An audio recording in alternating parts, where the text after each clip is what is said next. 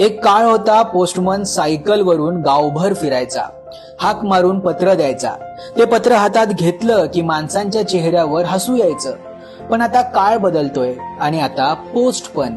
होय, आता पोस्ट हवेतून येणार. अगदी खरंय. इंडियन पोस्टचा देशातील हा पहिलाच प्रयोग आहे आणि त्यासाठी त्यांनी जगप्रसिद्ध पर्यटन स्थळ असणाऱ्या माथेरानची निवड केली आहे. माथेरान सारख्या डोंगर दऱ्यात वसलेल्या शांत गावात आता ड्रोननं पार्सल येणार आहे. एकदम फिल्म सारखं वाटतंय ना, पण ही गोष्ट खरी आहे.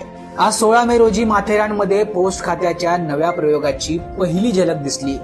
कर्जत पोस्ट ऑफिसच्या इमारतीहून ड्रोननं उडान घेतली आणि फक्त 15 मिनिटात माथेरान गाठलं.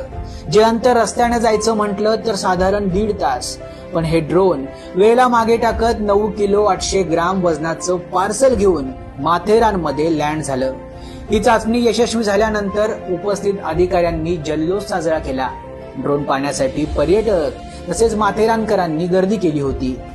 त्यानंतर माथेरान पोस्ट ऑफिस शेजारी असणाऱ्या फन टाइम रेस्टॉरंट समोर सगळ्यांचं लक्ष वेधून घेणारं हे ड्रोन पुन्हा आकाशात झेपावलं. त्याच्यासोबत होतं 9 किलो 800 ग्रामचं पार्सल.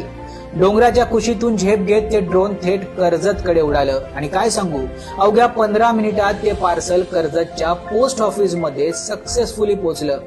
पोस्ट म्हणजे हळूहळू येणारी गोष्ट असा समज मोडून काढायचा हाच क्षण होता.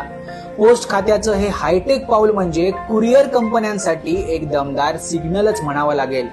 हा ड्रोन एका वेळी 20 किलो वजन वाहून नेऊ शकतो. याचा अर्थ भविष्यात घर बसल्या लोकांना गरजेच्या वस्तू आणि कागदपत्र काही मिनिटात मिळू शकणार आहेत. अजून कर्जत शिवाय इतर शहरातून पार्सल येणार का? आणि पोस्टाची ही सेवा नियमितपणे कधीपासून सुरू होणार? हे प्रश्न आहेतच, पण सुरुवात झालीये आणि ती जबरदस्त आहे. आज पहिली चाचणी पार पडली, उद्या आणखी एक होणार आहे. पण एक मात्र निश्चित आहे, माथेरानमध्ये पोस्ट ड्रोनची झेप ही आधुनिकतेकडे नेणारी ऐतिहासिक पायरीच आहे. तर तयार राहा, तुमचं पुढचं पार्सल आकाशातून येताना पाहायला मिळेल.